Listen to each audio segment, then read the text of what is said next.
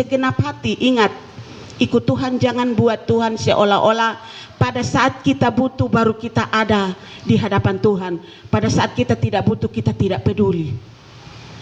Banyak orang Kristen yang lahirnya sejak dulu mereka itu sudah ada sebagai orang Kristen, tapi mereka seolah-olah memperlakukan Tuhan pada saat mereka butuh saja mereka datang kepada Tuhan. Tapi pada saat mereka ada dalam sukacita yang berkelimpahan, mereka tidak pernah tahu siapa Tuhan itu. Berbeda dengan Raja Daud, apa yang kurang dari kehidupannya? Status sosial. Dia adalah seorang raja yang mampu berbicara apapun, semua orang pasti akan tunduk. Tapi dia tahu bahwa jika bukan Tuhan yang memberikan itu, maka dia tidak akan bisa melakukan apapun dalam kehidupan ini. Tapi manusia pada zaman sekarang sedikit saja dia dapatkan sesuatu, dia mulai menghindar dari Tuhan. Manusia zaman sekarang mereka menganggap Tuhan itu nomor 2, segala hal yang mereka ingin capai itulah nomor 1. Berbeda dengan Daud. Kita mungkin tidak tahu cerita pada zaman itu seperti apa kehidupan yang dia jalani. Tetapi sedikit kita bisa memahami dari firman Tuhan menceritakan tentang kehidupan Daud. Dia adalah anak yang paling bungsu, yang kadang-kadang tidak dianggap karena dia paling kecil. Tetapi oleh karena hatinya yang setia kepada Tuhan, maka Tuhan melakukan perkara-perkara besar dalam kehidupannya. Saudara, Tuhan tidak menuntut kita untuk kita harus hidup seolah-olah memang kita memiliki kepintaran baru kita percaya kepada Tuhan atau kita mengandalkan Tuhan. Tetapi Tuhan ingin kita memiliki kerendahan hati. Saudara, coba belajar untuk membaca firman Tuhan mulai dari Kejadian sampai Wahyu. Bukan menyombongkan diri baru 2 kali tamat dari Kejadian sampai Wahyu. Sekarang masuk kali yang ketiga membaca firman Tuhan dan sedang ada di Hakim-Hakim. Firman Tuhan di situ mengajarkan dari Kejadian sampai Wahyu, inti dari segala hal yang ditulis di situ adalah hatimu kepada Tuhan. Setelah kalau kita kaitkan dengan Raja Daud yang adalah seorang anak bungsu dari sekian banyak bersaudara, siapakah yang bisa menganggap Daud sebagai orang yang akan berdiri dan memimpin? Ya, saya jamin, jangankan kepada Daud, kepada kita yang sekarang saja, pasti kita mulai akan memikir-mikirkan dari sekian anak kita siapa yang pantas. Kita melihat, oh dia cantik, dia ganteng, badannya berisi, dan dia perawakan tinggi dan lain sebagainya. Itu penilaian manusia. Tetapi berbeda dengan Tuhan. Dan Raja Daud dia tahu bahwa kalau bukan Tuhan yang berperkara dalam kehidupannya, dia tidak akan mungkin memperoleh itu. Itu sebabnya di ayat yang pertama dia berkata, aku hendak bersyukur kepadamu dengan segenap hatiku, di hadapan para Allah aku akan bermazmur bagimu. Ini komitmen saudara. Bapak Ibu, banyak orang Kristen belum memperoleh sesuatu, membuat komitmen di hadapan Tuhan. Tapi pada saat memperolehnya dia mulai lupa dengan Tuhan. Itu ada, banyak terjadi.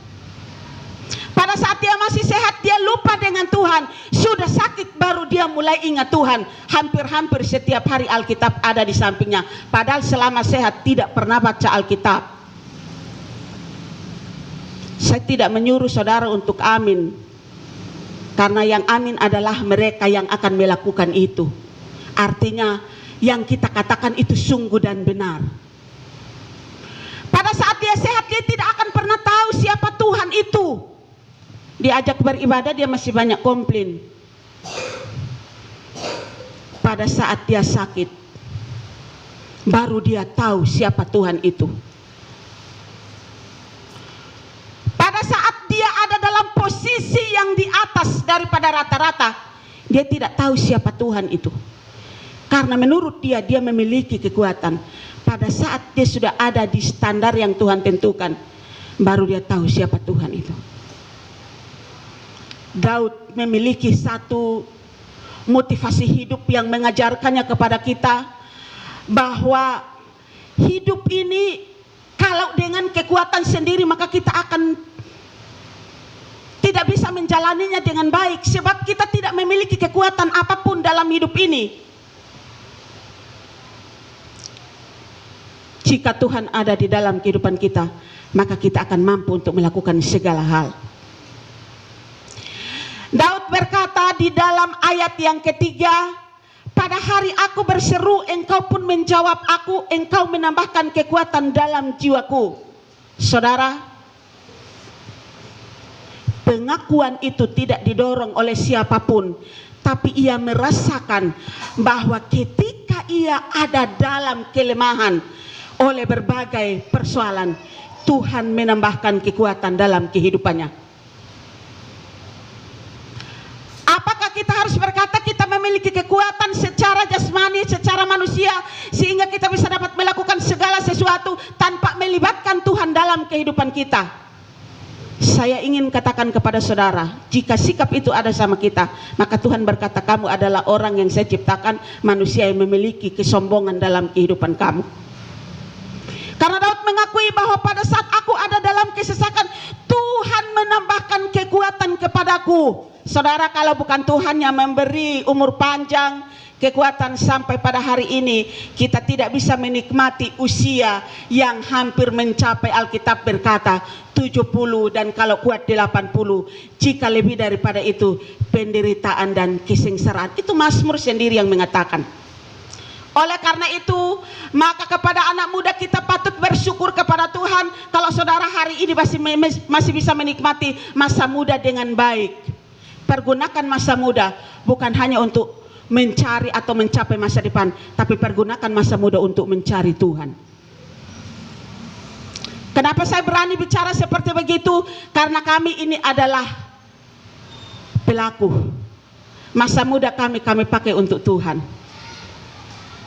Orang lain mungkin menganggap kamu masih kuat, masih bisa kamu nikmati dunianya kamu. Kenapa kamu harus sibuk? Itu pekerjaan Tuhan adalah urusan orang tua. Tetapi kami berkata, jika bukan Tuhan yang memberikan kekuatan, kita tidak bisa berbuat apa-apa.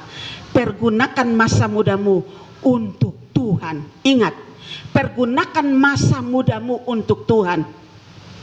Jika engkau benar-benar hidup untuk Tuhan, maka Tuhan akan membuka jalan berkat-Mu yang tidak engkau sadari pun Tuhan akan berikan kepadamu. Yang engkau doakan sampai yang engkau tidak doakan, Tuhan pasti akan memberikannya kepadamu.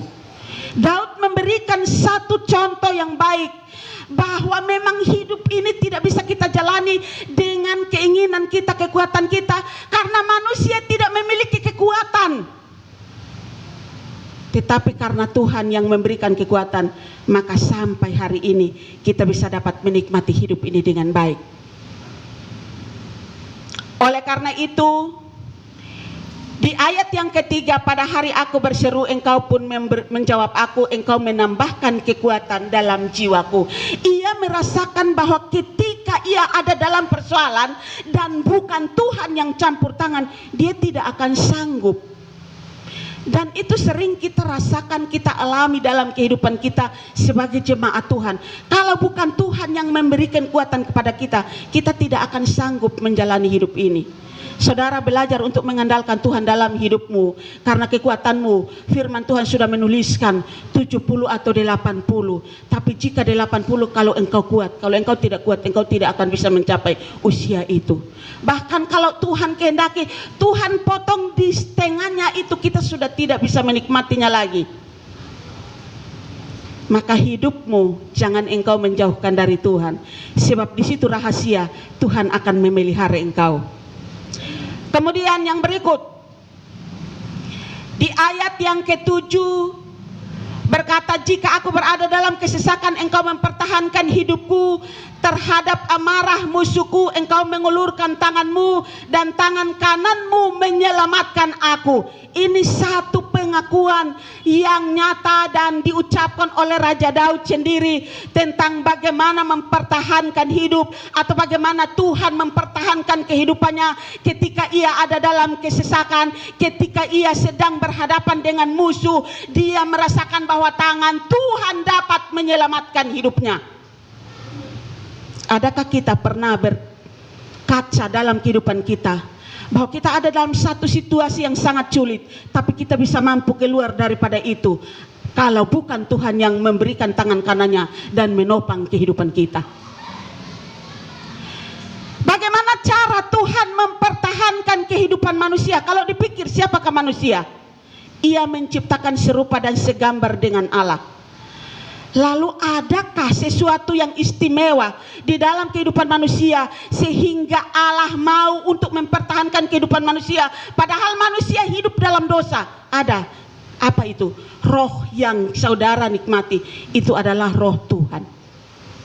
Maka Tuhan berkata, ia akan mempertahankan kehidupan orang yang benar-benar sungguh-sungguh di hadapan Tuhan.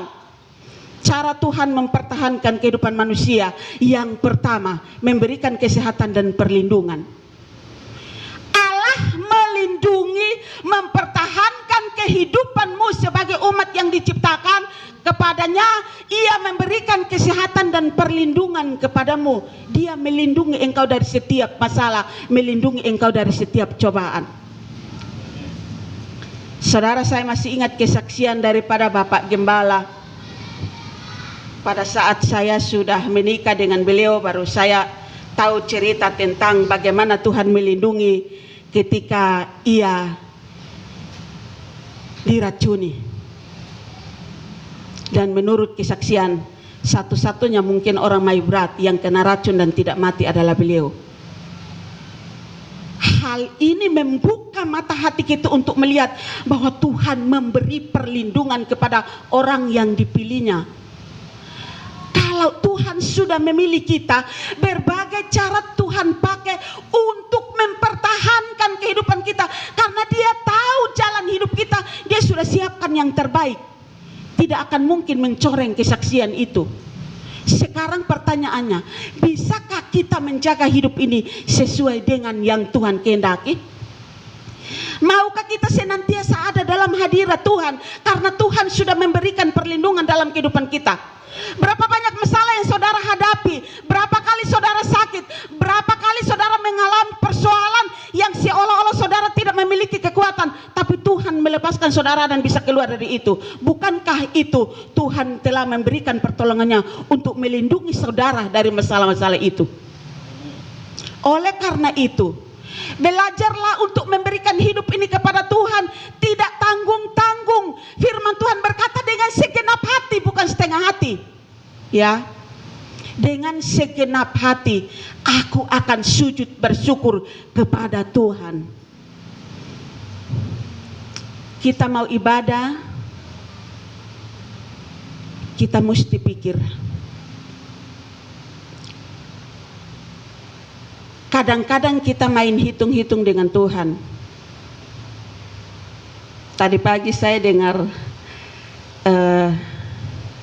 mau dibilang bukan laporan juga, tetapi sedikit penyampaian. Hari-hari dia datang ke gereja yang ongkosnya PP 15.000, itu dia merasa berat. Tapi dia naik kapal pergi hadiri Injil masuk di tanah Papua, dia punya uang satu keluarga. Pertanyaannya, yang jauh kau mampu, yang dekat kau tidak mampu. Sekarang engkau pergi ke sana benar-benar kau ikuti perayaan itu atau pergi hanya untuk senang-senang? Belajar untuk menghormati Tuhan dengan apa yang ada pada kita. Firman Tuhan mengajarkan kepada kita bagaimana kita memiliki kerendahan hati. Saudara, nanti sebentar baru di ayat yang berikut itu saya sampaikan bagaimana Daud berkata bahwa Tuhan ada di tempat yang jauh, tapi dia tahu orang yang sombong dan orang yang hina. Ya. Tapi kita masuk dulu tentang bagaimana Tuhan mempertahankan kehidupan manusia yang sudah menjadi miliknya. Tadi yang pertama memberi kesehatan dan perlindungan, yang kedua memberi kekuatan dan pengertian. Allah memberikan kekuatan pada saat engkau ada di dalam situasi yang lemah. Ya.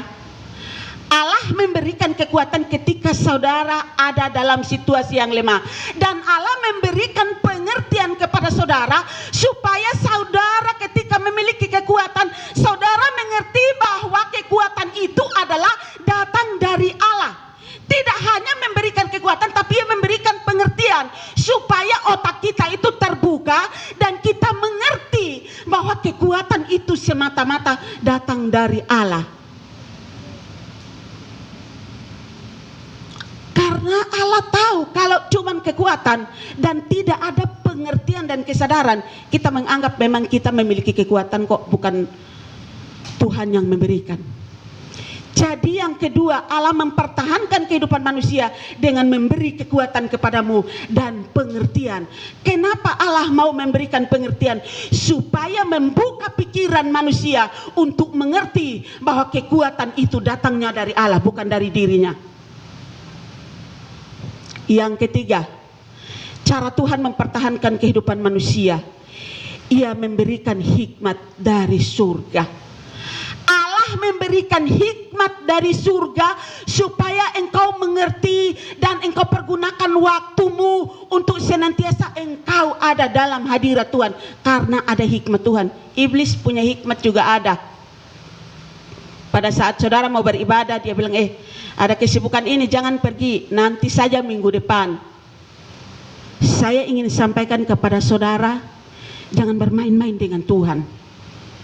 Kalau engkau tidak mau pergi ibadah, orang lain pergi ibadah, jangan kau bilang jangan pergi, tidak usah pergi. Hari ini kita ada urusan ini, ayo kita pergi ke sana. Nanti saja minggu depan, ingat itu baik-baik. Tuhan bilang, yo, 1 kali saya catat, nanti 2 kali saya catat, 3 kali saya catat, berkali-kali saya catat. Saya tarik dari depan pintu sampai sini, saya gulung kembali ke depan pintu, baru saya suruh kau mulai hitung 1 sampai ke belakang. Kau sanggup tidak? Di tengah sudah lewat. Ya. Yang ingin untuk bentuk rumah tangga, saya sampaikan, karena banyak juga kesaksian masih pacaran mereka setia, begitu menikah tidak mau lagi karena bagi mereka sudah diberkati, tidak mau datang lagi ibadah. Yang berikut, cara Tuhan mempertahankan hidup manusia, Ia memberikan pertolongan. Kalau soal pertolongan, saudara semua pasti mengalami itu. Semua ditolong oleh Tuhan sampai pada hari ini. Kita masih tetap ada, sekalipun orang berkata jemaat itu sedikit, tetapi jemaat itu ada iman di dalam Tuhan. Yang berikut, cara Tuhan mempertahankan hidup manusia, Ia menuntun, memapah dan menopang. Di depan Dia memimpin kita, di belakang Ia menuntun kita, di samping Ia memapah kita seperti seorang anak kecil yang belajar jalan, dan Ia menopang kita ketika kita mau jatuh. Tuhan memberikan itu semua. Kita saja yang tidak sadari. Karena apa? Tidak memiliki pengertian di dalam Tuhan. Yang berikut, membantu mengatasi masalah hidupmu. Kalau yang ini siapa yang tidak alami? Tuhan izinkan masalah itu terjadi, tapi Tuhan pun membantu kita untuk menyelesaikan masalah itu. Yang berikut, membantu memperbaiki duniamu yang rusak. Dunianya kita sejak kita lahir sampai belum mengenal Tuhan, dunia kita rusak, hancur-hancuran.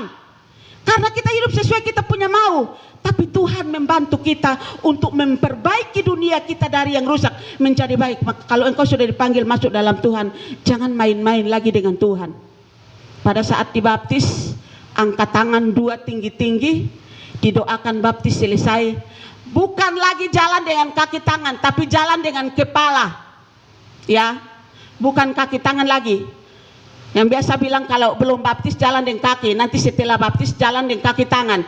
Tapi kalau bagi saya tidak, bukan dengan kaki tangan lagi, jalan dengan kepala.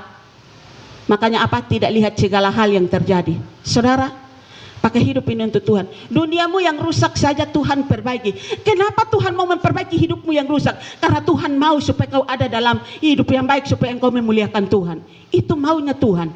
Maka itu, mari kita pergunakan hidup ini dengan baik. Bicara, kalau memang mereka tidak bisa taat, kasih tahu mereka. Saya punya tanggung jawab. Saya marah. Saya tidak peduli. Kalau itu salah, saya pukul. Saya jujur saja. Saya tidak peduli, karena bagi saya kalau itu salah dan saya kasih tahu berkali-kali, saya harus bertindak keras supaya kau tahu apa yang kau buat itu salah. Kenapa? Kalau saya yang didik, pasti tidak ada yang mempersalahkan. Kalau orang lain yang bicara, pasti saya akan banyak bicara. Seolah-olah saya lebih tahu saya punya anak, padahal juga ada kesalahan dalam dirinya. Jadi mari kita belajar untuk bagaimana mempergunakan hidup ini dengan baik. Merupakan satu pengakuan dari Raja Daud di ayat yang ke-8. Di situ dikatakan bahwa Tuhan akan menyelesaikannya bagiku. Ya Tuhan, kasih setiamu untuk selama-lamanya. Janganlah kau tinggalkan perbuatan tanganmu. Raja Daud dia mengakui bahwa setiap permasalahan, pergumulan, persoalan, tantangan hidup, duri, kelikir, segala hal yang dia alami dalam kehidupannya, ia yakini dan ia imani dan ia melihat sendiri pertolongan Tuhan, bahwa Tuhan sudah menyelesaikan itu semua dan dia sudah bebas dari dunia yang rusak. Maka dia pakai hidupnya untuk memuliakan Tuhan. Itu yang harus ada dalam kehidupan kita. Kalau dunianya kita sudah rusak karena kita belum paham firman Tuhan, sekarang firman Tuhan sudah disampaikan, kita paham tentang firman Tuhan, mari kita perbaiki hidup kita. Dunia kita yang rusak, kita memperbaikinya menjadi memuliakan Tuhan. Bapak Ibu, belum ada kata terlambat bagi manusia selagi ia masih ada napas di dalam kehidupannya. Kalau dia masih bisa bernapas, mau usia kapanpun, kalau engkau mau membuka hati bagi Tuhan, Tuhan pasti merubah hidupmu menjadi baik dalam hidup. Karena Tuhan ingin kesaksian itu memuliakan nama Tuhan. Maka itu mari kita pakai hidup ini untuk Tuhan. Jangan hitung-hitung dengan Tuhan. Berdasarkan pengakuan ini, Raja Daud membuat komitmen, yaitu di ayat yang pertama dan kedua. Ia berkata, aku hendak bersyukur kepadamu dengan segenap hatiku. Di hadapan para Allah aku akan bermazmur bagimu. Aku hendak sujud ke arah baitmu yang kudus dan memuji namamu oleh karena kasihmu dan oleh karena setiamu. Sebab kau buat namamu dan janjimu melebihi segala sesuatu. Ini yang mendorong Raja Daud sehingga ia membuat komitmen bahwa di ayat 1 dan kedua, dengan segenap hati ia bersyukur kepada Tuhan dan ia menyerahkan hidupnya. Sebab Tuhan melakukan segala sesuatu menjadi nyata bagi kehidupannya. Dan harapan daripada Raja Daud itu ada di ayat yang ke-6. Ayat yang ke-4, semua raja di bumi akan bersyukur kepadamu ya Tuhan, sebab mereka mendengar janji dari mulutmu. Mereka akan menyanyi tentang jalan-jalan Tuhan, sebab besar kemuliaan Tuhan. Tuhan itu tinggi, namun ia melihat orang yang hina dan mengenal orang yang sombong dari jauh. Harapan daripada Raja Daud ayat 4 dan 5 itu ketika kita melihat janji Tuhan dalam kehidupan kita, mari kita senantiasa memakai mulut ini untuk memuliakan Tuhan. Ya, dari situ kita akan melakukan hal-hal besar yang Tuhan inginkan dalam kehidupan kita. Pertanyaannya, maukah kita menjadi orang yang hina, yang dilihat oleh Allah bahwa kita memiliki hati kepada Tuhan, ataukah kita menjadi orang yang jauh tapi sombong karena kita tidak mau mengenal Tuhan? Raja Daud berkata, Tuhan ada di tempat yang tinggi, tetapi ia melihat orang yang hina dan mengenal orang yang sombong dari jauh. Maksud sombong ini apakah? Maksud sombong ini adalah orang-orang yang tidak mau cari Tuhan, itu disebut orang sombong. Ya, bukan kau pakai pakaian kemudian kau jalan kau lenggang-lenggong bawa saya punya baju baru atau saya punya penampilan. Bukan. Tapi maksud sombong di sini adalah orang yang tidak mau mencari Tuhan. Itu adalah orang sombong menurut Alkitab. Kenapa? Karena merasa memiliki kekuatan dan tidak mau mencari Tuhan. Bapak Ibu, demikian firman Tuhan. Tuhan Yesus memberkati. Mari kita berdoa.